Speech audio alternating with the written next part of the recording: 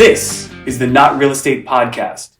Welcome to the Not Real Estate Podcast. I'm your host, David Miller, and thanks for joining us.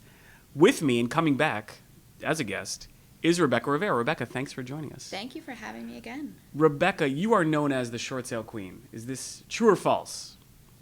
I have never claimed to be the short sale queen, but that is what people call me, so true. You were on as our first guest ever, and we talked a lot about, your upbringing, all that kind of good stuff, but we got a lot of emails for people that asked about wanting to know more about short sales, more about the market, more about what you do. So I'm glad you came back. Oh, yeah, absolutely. And now's the perfect time because we are in a very interesting place in the market where it's still up. There's still a high demand for properties, but we're starting to see a trend where things are slowing down. Properties are starting to sit on the market that have been overpriced, that have higher mortgage amounts. And with forbearance exit plans, all of the people that took advantage of that forbearance situation during COVID, those exit strategies that the banks have set up for people, that is going to cause us to really move into a shifted market soon. And being that property values are higher right now, is it going to create more challenges for people to actually do short sales? Do you think that the economy itself and the fact that these forbearance agreements took place will make it where it's normal in that sense? So the market is hot right now, and I can tell you that we are doing a ton of short sales, and we are getting them approved, and we are getting, the appraisals through. So I don't think, in a down market, of course, we would have thousands of short sales that we're working on right now. But people are always going to get divorced, and people are always going to pass away or lose their jobs.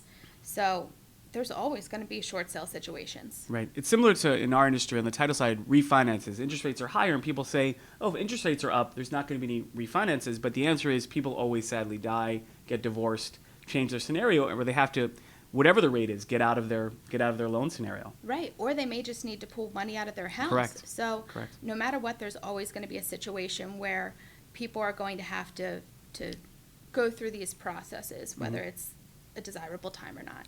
In a short sale, and correct me if I'm wrong, hardship is a factor, correct? I assume that banks factor in, or is it not so much of a factor as it used to be? So it definitely is a factor, but what a hardship is can be interpreted in many different ways, right? So when a lot of people think of a hardship, they think of unemployment, of death, of, divorce, anything like that. A hardship could be a person living in a one-bedroom condo and they get pregnant and have a child and need more room, right? Their hardship is they can no longer fit in that space. So we have been able to get certain situations approved like that, where that homeowner had to move into a bigger house, placed a tenant in this, didn't work out for some reason or another, and the hardship was that she just couldn't afford both properties at once. Right. No, it makes sense. I think a lot of people ask, when they're in that scenario, how can they get out? And I think hardship is something they're maybe misinterpreting. Perhaps I did as well, thinking that it has to be a clear-cut hardship in the sense of I lost my job and now I can't make my mortgage payments. But yeah, we can, unless you are sitting on, $50,000 and you have a house with, that's very little you can make a hardship out of anything, honestly. Right. It makes sense. Unless you just choose not to pay and you just live your best life. When you take on a client, whether it's a real estate agent or a seller directly for a short sale, what are the factors that make it go smoothly? Are there things that they can do well, or I know your team has everyone primed up, but things that go well that they can make sure the scenario flows nicely? Yeah, so no two short sales are ever alike. Different mortgage companies, even two properties with the same mortgage company, they could ask for a million different items or documents. It's so important for the sellers and the buyers to just be responsive and get things to us as quickly as possible. We need financial documents, tax returns, bank statements. We have to show these mortgage companies that they don't just have $1 million sitting in their bank account and they can't just pay off the house tomorrow. So it's, a million different scenarios. Right. No, that makes sense. Yeah. And I think for so many people, obviously I'm in the industry, so I talk about short sales, but there's some people that don't even know what it is at all. And I think they wouldn't know what to do if they had a scenario where they're essentially underwater and stuck in this situation. But short sales obviously give that exit strategy. Yeah, and the problem is some people don't even know that they're underwater. They go online and they see Zestimates, or they see what their neighbor sold their house for, or they may have multiple mortgages on their property that they don't know of, like a partial claim, which was a result of a loan modification. Right. So they may not even think that they're underwater. So it's really important to speak with a real estate professional or an appraiser, anybody, if your home is not selling for one reason or another, or, you know, you're just not sure. Right. We see a lot of people that really are very confused as to what equity is, and they're relying on the internet solely. And I'm not saying can't give you a clue, but the Zestimates really are so far off. Oh my gosh. Zestimate, so I bought my house for $370,000 last year.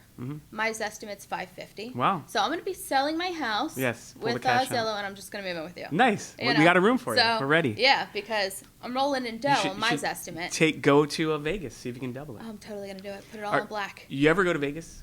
I have not. I'm surprised. You seem like someone that would like to walk up and down, check out the shows, Well, let me tell you check what. out your Elton John stuff, all that kind of fun stuff. So I have a huge celebrity crush on Robert De Niro. Okay. Okay, that is like my celebrity heartthrob. Can you do an impression? Of course not. Kidding me?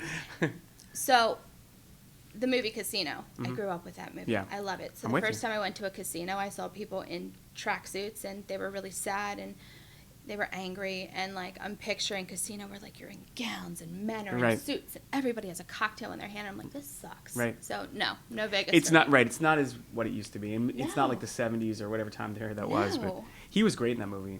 Oh, he's great in everything. He's one of the best. Trying to think of my favorite movie with him, but I mean, all the casino movies have to be his Goodfellas and all that kind of good stuff. Oh yeah. He's up there. Mm-hmm. He's up there. Do you like him better than Al Pacino? Of course. Really? Yeah, without I'm- a doubt. I'm the opposite. Yeah. I think I'm more of a Pacino over De Niro guy. You know, I know he's like 75. I have no idea how old he Right. is. He's old. Could be 80, Right? right. If he called me up and said, "Hey, let's go on a date," absolutely. You're there. Anything you want. You want to You're get there. married? Here. You're there. Anything. But That's- any other celebrity I see, I would just be like, hey, how are you? That's so But funny. like, I would melt if I saw Robert. That's De so Niro. funny. That's your Yeah. little known fact. Yeah. Who knew? So that's why I have So never right, been it's to never Vegas. Vegas. Okay, so don't go to Vegas. Yes. No, but I think it's always fun. I like walking up and down. You know, it's fun to go to a fancy restaurant. You can see a show. It's fun to check out what's going on in the casino, the pools, all the kind of fun stuff. But I think it's better to work than to go make your money in a casino. So that's my professional advice. Yeah, yeah. So I have been working a lot because we've been so busy with all of these short sales that we're seeing. Right. And I recently have been trying different things, which are amazing, right? Like I've been trying to work with different tactics of paying off liens. And one of the things that we recently got done is we had a client with a very, very, very large Maryland state tax lien. Mm-hmm. We got the mortgage company to pay $100,000 to that tax lien. Wow. That guy is walking away with the mortgage, the deficiency was forgiven, Mm-hmm. okay? He's getting a $3,000 relocation incentive, Mm-hmm.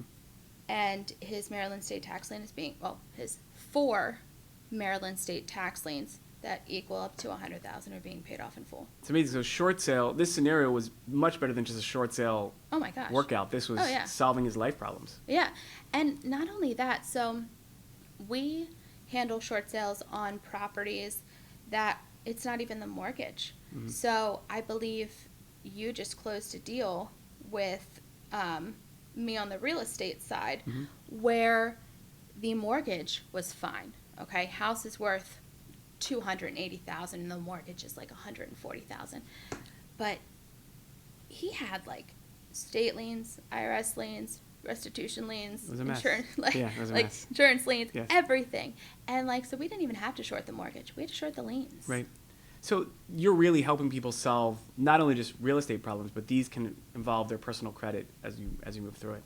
I am not a licensed credit professional or a credit counselor. Mhm.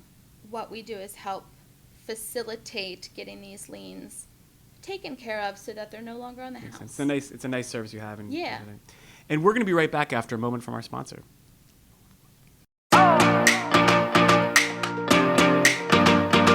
Oh yeah.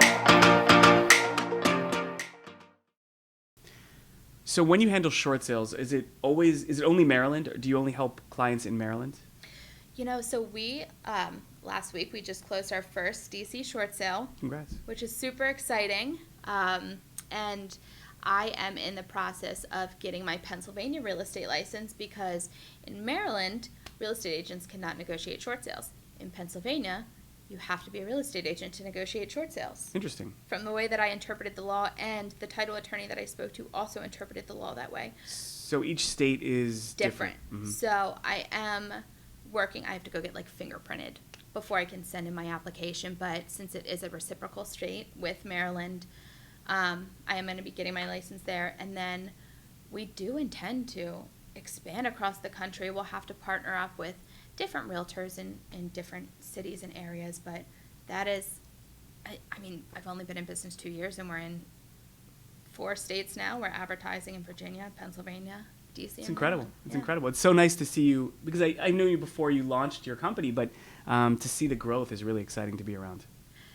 And not just the sales growth, but the girls that work for us, their growth, the experience growth, the situations that we've seen. I feel like we have really matured as like a company, and I know that I have matured and learned so much as a business owner that it has, it's been a really fun journey.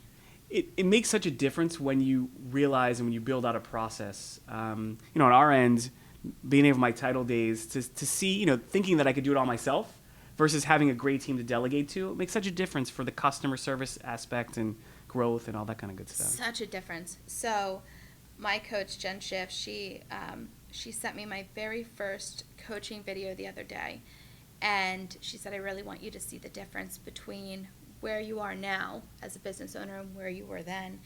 And back then I was like printing everything off, doing paper, like my lead follow-up was like writing on the back of an SStat printout. Uh-huh.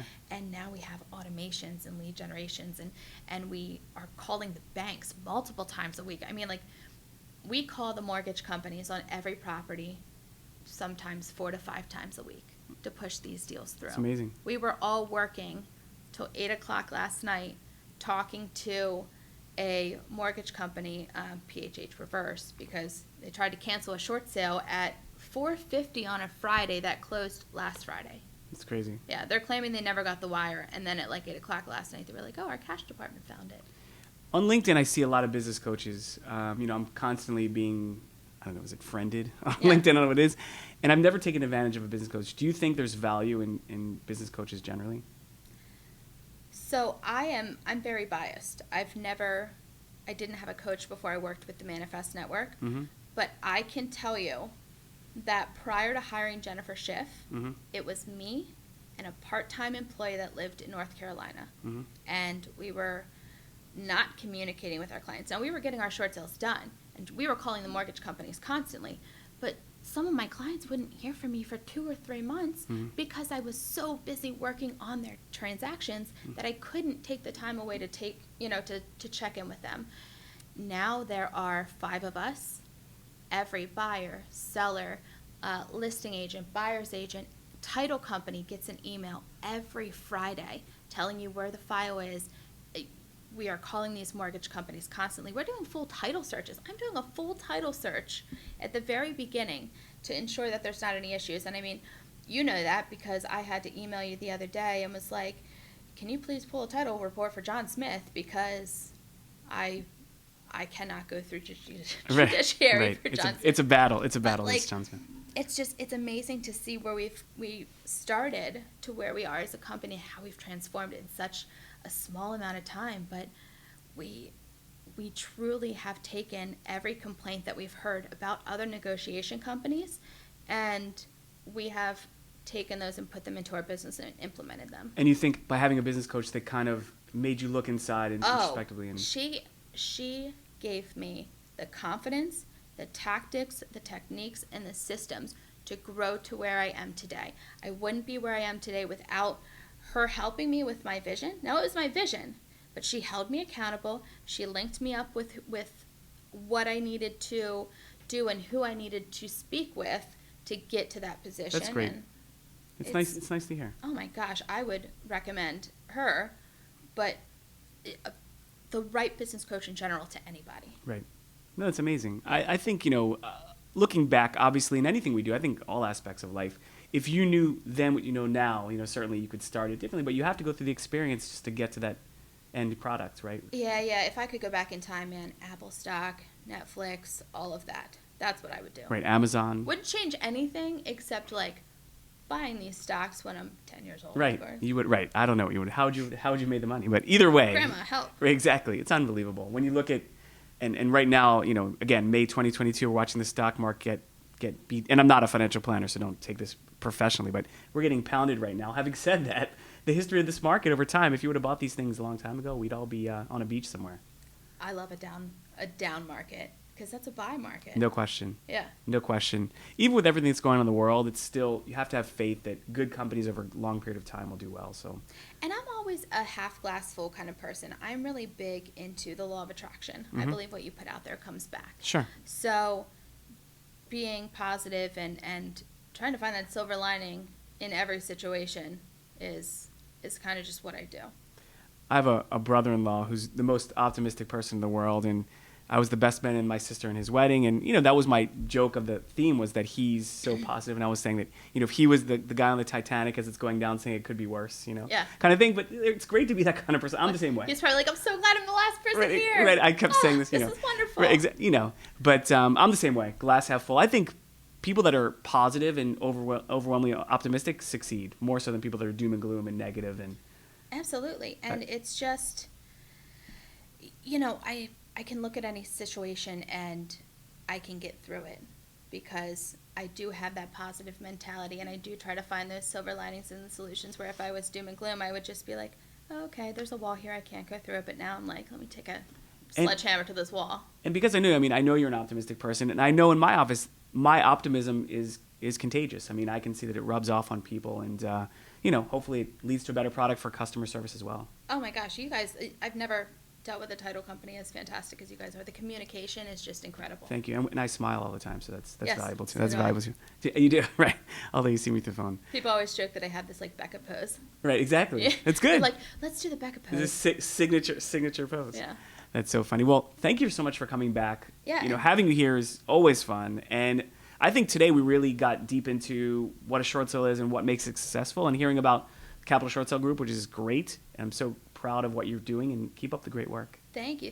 And just real quick before we sign off, I know that we didn't get into a lot of the technicalities, and that's because it's kind of hard just to do that when you're not in front of people. So we have been going to a lot of real estate offices and teams and just presenting and just having conversations about what exactly is a short sale and how we can help your client move into that short sale space if they didn't know it was a possibility or a situation for them. So, please call us. I'm more than happy I will talk short sale with you all day long. What's the best way for a real estate agent or a property owner to reach out to you if they have questions? So our phone number is 443-844-1446. You can call, you can text. 9 to 6, that phone is always answered. If it's not answered, it's because literally all 5 of us are on the phone. Okay. Right. Or you can go to shortsalequeen.com or send me an email at rebecca@capitalshortsale.com. Wonderful. Thanks again, Rebecca. It was great having you. Thank you for having me. And thank you, everyone. We'll see you next time on the Not Real Estate Podcast. Thank you.